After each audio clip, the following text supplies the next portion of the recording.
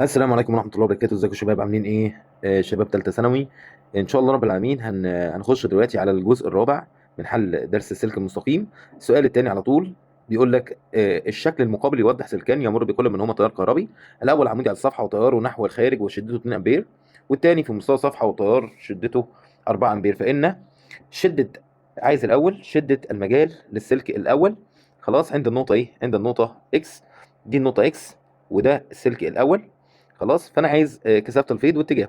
فانا اقول له كده البي ماجنتيك السلك الاول، البي ماجنتيك هتساوي 2 في 10 اس سالب 7 في اي على دي. فهتساوي 2 في 10 اس سالب 7 تنزل زي ما هي. خلي بالك ال 2 في 10 اس سالب 7 هي اختصار الميو على ال 2 باي في شده التيار ب 2 امبير على البعد اللي هو 10 سم، يعني هتضرب في 10 اس سالب 2. فيطلع معاك كثافه الفيض بتساوي 4 في 10 اس سالب 6 تسلا. تبقى كثافه الفيض 4 في 10 اس سالب ايه؟ اس سالب 6 تسلا. فالاجابه يا اما الف يا اما ايه د. طب عايز اتجاه المجال؟ طيب عايز اتجاه المجال هعمل آه، مجال. هطبق قاعده امبير لليد اليمنى. فهنا المجال هيكون طبعا التيار عمودي وخارج، فالتيار المجال هيلف مع سوري عكس عقارب الساعه. عكس عقارب الساعه، فده اتجاه الايه؟ ده اتجاه المجال. فهعمل حاجه عند النقطه دي واخد مماس، فهيبقى ناحيه يمين الصفحه، يمين الايه؟ الصفحه. فتبقى الاجابه الصح هي د. طيب، اما السلك اكس، السلك التاني عايز كثافه الفيض برضو، هطبق نفس القانون. بقول له البي ماجنتيك هتساوي 2 في 10 اس سالب 7، 2 في 10 اس سالب 7 في شده التيار اللي هي 4 امبير على البعد. برضو البعد هنا بكام؟ ب 10 سم، يبقى اقسم على 10 في 10 اس سالب 2. فيطلع معايا كثافه الفيض بكام؟ ب 8 في 10، 8 في 10 اس سالب 6. فاتجاه المجال برضه هطبق قاعده امبير لليد اليمنى، فلاقي المجال هنا داخل وهنا ايه؟ وهنا خارج. فبالتالي حضرتك هيكون خارج الصفحه، فتبقى الاجابه د.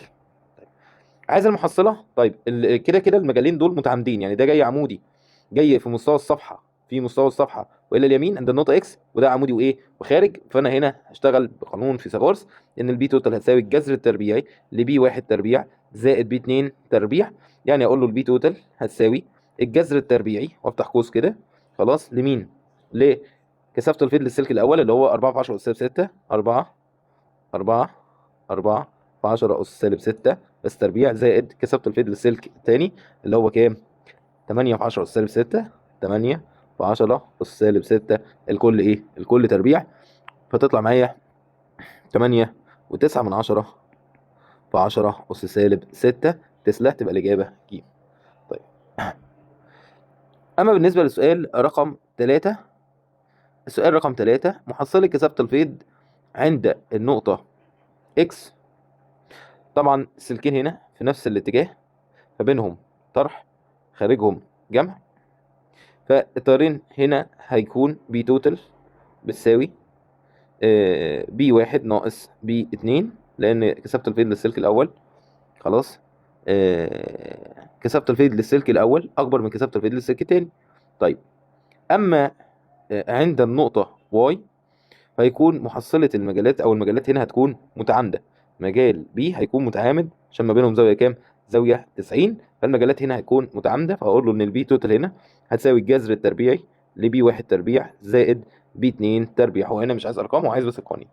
طب السؤال رقم 4، في الشكل المبين سلكان متعامدان ومعزولان ويمر بكل منهما تيار كهربي. فهنا كثافه الفيض تنعدم عند النقطه. هحدد اتجاه المجال هنا داخل بالنسبه للسلك ده. لو حدد اتجاه المجال للسلك ده خلاص، فهنا هيكون داخل، هنا هيكون داخل، وهنا هيكون خارج بالنسبه للسلك اللي جاي ناحيه اليمين ده. اما السلك اللي نازل لتحت فهيكون هنا داخل، هنا يكون هنا داخل، وهيكون هنا ايه؟ وهيكون هنا خارج. طيب، حصلت كثافه الفيض عند النقطه ايه جمع، حصلت كثافه الفيض عند النقطه سي جمع، وحصلت كثافه الفيض عند النقطه دي طرح، وعند النقطه بي طرح. طبعا كثافه الفيض تنعدم في منطقه طرح، فانا كده هستبعد النقطه ايه وهستبعد كمان النقطه سي. طيب، المفروض ان محصله كثافه الفيض تقع في منطقه طرح والنقطه تقع بالقرب من التيار الضعيف. فين التيار الضعيف؟ التيار الضعيف هو السلك ده. ليه؟ التيار بتاعه باي. التيار بتاعه بايه؟ باي. انما السلك اللي في النص ده التيار بتاعه بكام؟ ب 2 اي. التيار بتاعه كام؟ ب 2 اي خلاص. فبالتالي لو بصيت كده بعد النقطه دي عن السلك اي، وبعد النقطه بي عن السلك اي. بص البعدين، هنا البعد صغير، هنا البعد كبير. المفروض نقطه التعادل تقع بالقرب من التيار الضعيف. هتبقى الاجابه صح هي النقطه ايه؟ هي النقطه دي اللي يفترض ان تكون بها نقطه ايه؟ نقطه تعادل. طيب الشكل المقابل، سلك في مستوى سطح يمر بيه تيار شدته 10 امبير. سؤال رقم 5. سلك في مستوى صفحه يمر بيه تيار. طبعا كثافه الفيض المنصيه عند النقطه، كثافه الفيض اللي بتاثر على صفحه 2 في 10 اس سالب 5. رتب محصله كثافه الفيض المغناطيسي التصاعدي من النقاط الموضحه بالشاشه. طيب بالراحه كده هنقول كده ان هنحدد اتجاه المجال الاول. فهنا محصله كثافه الفيض هتبقى جمع، وهنا محصله كثافه الفيض هتبقى طرح، لان انا هحدد اتجاه المجال عن طريق قاعده امبير اليد اليمنى. هنا داخل وهنا ايه؟ هنا خارج. فبالتالي هنا جمع وهنا ايه؟ وهنا طرح. اكبر كثافه فيض يا اما عند النقطه دي يا اما عند النقطه سي. طب مين اقرب؟ سي. يبقى اكبر حاجه خالص هي السي. طب وبعديها هي دي، لان هي بالجمع. طيب وبعد الدي عندي يا اما الاي يا اما البي. طب المحصله هنا بالطرح، الاقرب النقطه دي اقرب للسلك، يبقى المحصله هنا اقل. ليه؟ لان البي توتال، خلي بالك ركز في الحته دي، هي عباره عن كثافه الفيض الخارجيه ناقص كثافه الفيض بتاعت مين؟ السلك. فكل ما كانت كثافه الفيض للسلك كبيره كل ما كانت المحصله ايه؟ قليله. فبالتالي النقطه بي اقرب للسلك، فبالتالي كثافه الفيض عند النقطه بي اكبر، فبالتالي المحصله هتكون اقل لان انا هنا بطرح مش بجمع. طيب يبقى مين اللي هتكون محصله كثافه الفيض عندها كبيره؟ ايه ولا بي؟ لا هتكون بي وبعد كده ايه. يبقى هنا الدي اكبر من الايه واقل حاجه خالص هي البي. فتبقى الاجابه معايا هي هتكون سي وبعد كده دي وبعد كده ايه وبعد كده بي. هتبقى الاجابه د هي اللي صح. طيب ماذا يحدث لكثافه الفيض عند النقطه اكس عند ابعاد السلك ان؟ لو انا جبت السلك ان ده هنا بعته عن النقطه اكس، فبقت المسافه دي كده كبيره. طيب اول حاجه اقول له ان السلكين دول في نفس الاتجاه، يعني بينهم طرح خارجهم ايه؟ خارجهم جمع. فاقول له البي توتال هي عباره عن كثافه الفيض للسلك ام ناقص كثافه الفيض للسلك ان. لو انا بعدت السلك ان، بعدته، يبقى كثافه الفيض للسلك ان هيحصل لها ايه؟ هتقل. ولو كثافه الفيض للسلك ان قلت، يبقى المفروض كثافه الفيض ايه؟ تزيد. لان العلاقه ما بين المحصله والسلك ان هي علاقه ايه؟ عكسيه. ليه يا مستر؟ عشان انت بتطرح، خلي بالك. طيب تبقى الاجابه ان محصله كثافه الفيض هتزيد. طيب السؤال اللي بعده، ماذا يحدث لكثافه الفيض عند النقطه اكس عند تقريب السلك ان؟ نفس السؤال، عايزك تحله انت لوحدك. طيب ماذا يحدث لكثافه الفيض عند السلك ان عند تغيير اتجاه التيار؟ طيب عند تغيير اتجاه التيار، والله حضرتك هو هنا ما بينهم المفروض جمع، خارجهم طرح. طيب لما انا هعكس اتجاه التيار في السلك ان هخليه طالع، يبقى المفروض هيبقى بينهم ايه؟ هيبقى بينهم طرح، خارجهم ايه؟ جمع. يبقى المفروض المحصله ايه؟ هتقل. طب هتقل وتصبح بصفر؟ لا طبعا، لان التيارين مش نفس المقدار. التيارين مش نفس المقدار، يبقى المفروض ان كثافه الفيض ايه؟ هتقل. طيب السؤال رقم 9. السؤال رقم 9، عند ازاحه السلك ان مسافه مقدارها 3 سم نحو النقطه اكس. نحو النقطه اكس يعني انا هقرب السلك ان نحو النقطه اكس، مسافه مقدارها 3 سم. يبقى سلك اكس ان هيجي كده، هيبقى البعد هنا بدل ما هو كان 10 هيبقى 7 ايه؟ هيبقى 7 سم. هنا كثافه الفيض عند النقطه اكس نفس الطريقه البي ماجنتيك هتساوي، خلاص، المفروض كثافه الفيض لسلك ام ناقص كثافه الفيض لسلك ايه؟ ان. ليه يا مستر؟ لان الطيارين في نفس الاتجاه. طالما الطيارين في نفس الاتجاه يبقى بينهم طرح خارجهم جمع. فانا بطرح من السلك ان. فانا دلوقتي لو قربت من النقطه يبقى كثافه الفيض لهنا لان هتزيد. فبالتالي محصله كثافه الفيض ايه؟ محصله كثافه الفيض هتقل. محصله كثافه الفيض البي توتال هتقل. يبقى المفروض ان محصله كثافه الفيض تقل. تبقى الاجابه تقل ولا تصل للايه؟ ولا تصل للصفر. تبقى الاجابه ب. طيب دي نفس فكره السؤال ده بالظبط. زي ان كثافه الفيض للسلك ان كانت بتقل لان السلك كان بيبعد عن النقطه، فكثافه الفيض هنا كانت بتزيد. فنفس الفكره. طيب سلكان مستقيمان ومتوازيان يمر بكل منهما تيار شدته اي. السؤال رقم 10، وكانت محصله كثافه الفيض في المنتصف بينهما بي، فاذا تم عكس اتجاه التيار في واحد منهما فإن كثافة الفيض، هو هنا بيقول لي ترجم كده المسألة، سلكان مستقيمان ومتوازيان يمر بكل منهما تيار شدته اي. فكانت محصلة كثافة الفيض في المنتصف، خلي بالك بقى، هو قال ما قاليش الاتجاه، ما قاليش الايه؟ الاتجاه. هنا بيعدي اي وهنا بيعدي اي وهنا بيعدي ايه؟ اي.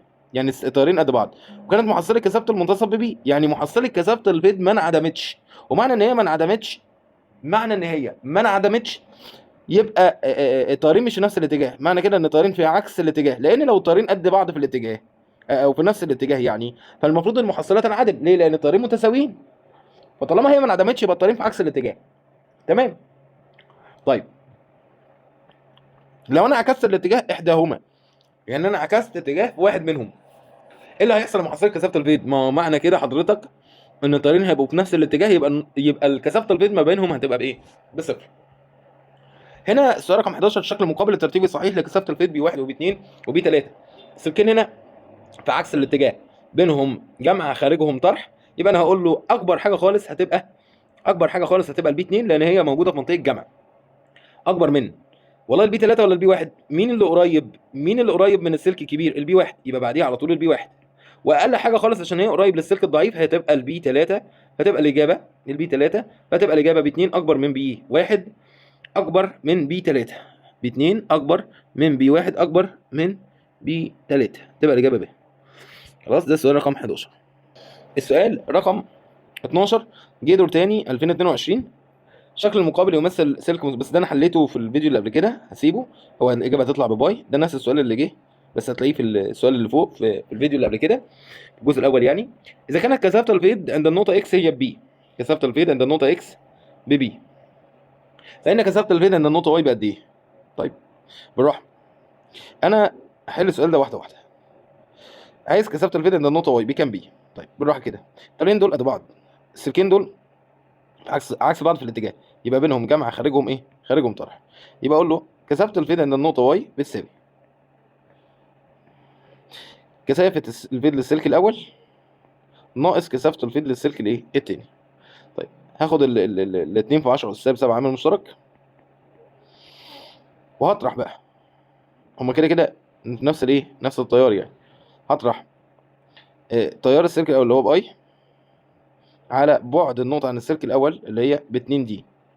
بعد النقطه عن السلك الاول اللي هي بكام؟ ب 2 دي. ثواني كده امسح دي.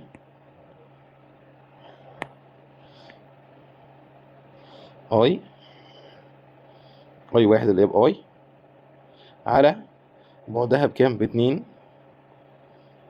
دي. خلاص، ناقص كثافه الفيض للسلك التاني اللي هي برضو باي على البعد اللي هو بكام؟ 2 دي، و2 دي يبقى بكام؟ ب 4 دي. فهنا نص ناقص ربع، واحد على 2 اهو، واحد على 2 ناقص ربع اللي هو كام؟ واحد على الأربعة. نص ناقص ربع تديني كام؟ تديني ربع.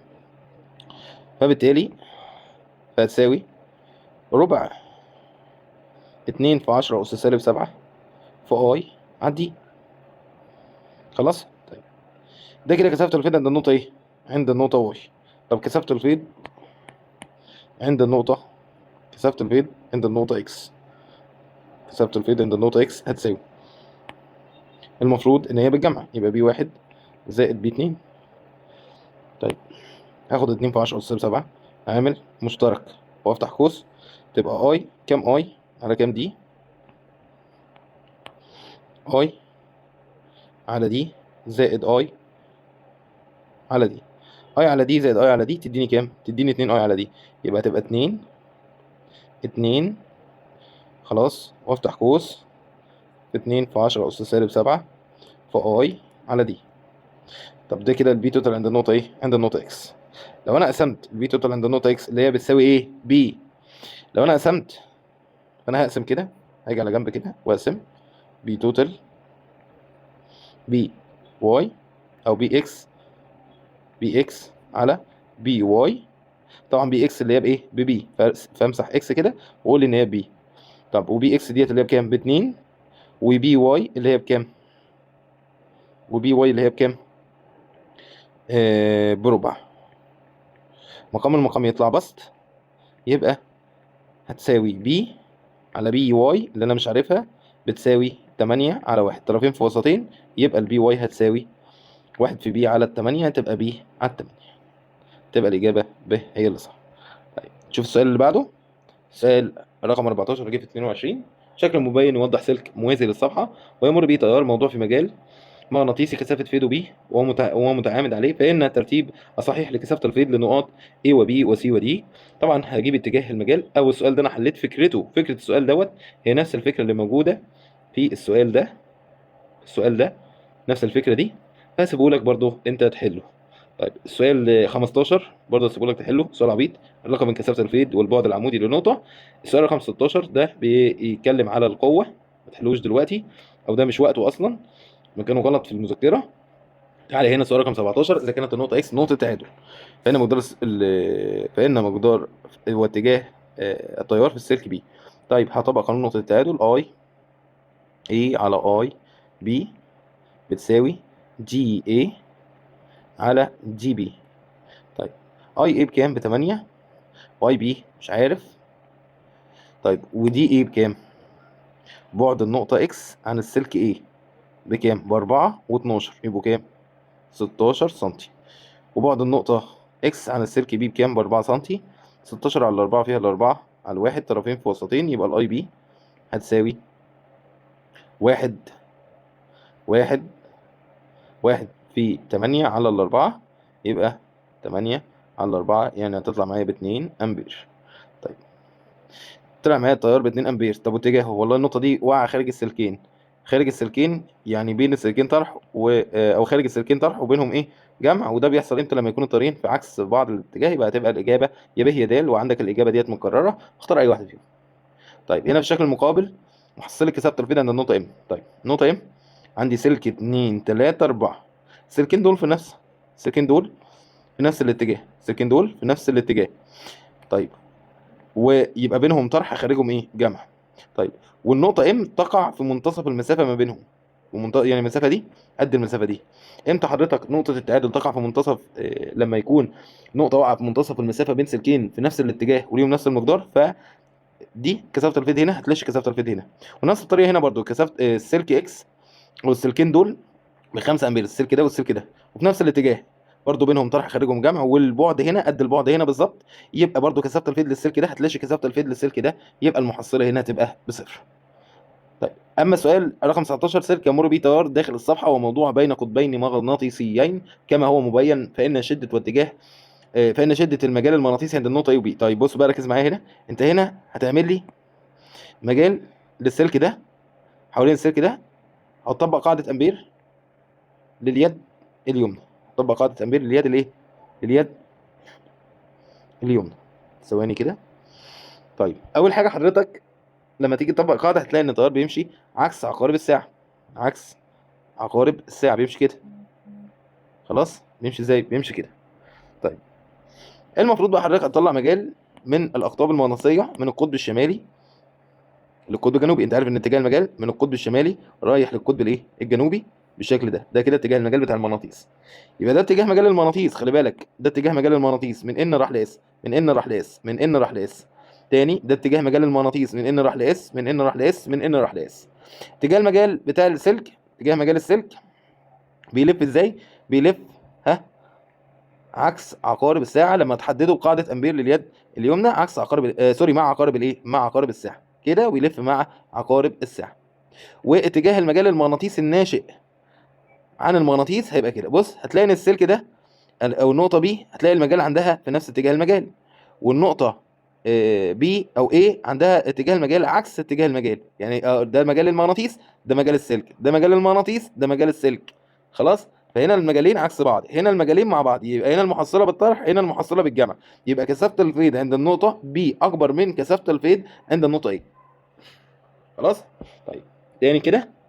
بص كده المجال هنا عكس المجال اللي هنا، عكس المجال بتاع السلك. وهنا المجال بتاع المغناطيس في نفس اتجاه مجال مين؟ في نفس اتجاه مجال السلك. هنا المحصله بالجمع، هنا المحصله بالطرح. اذا كثافه الفيض عند النقطه بي اكبر من كثافه الفيض عند النقطه ايه. تبقى الاجابه بي اكبر من ايه، تبقى الاجابه ايه؟ ب هي اللي صح.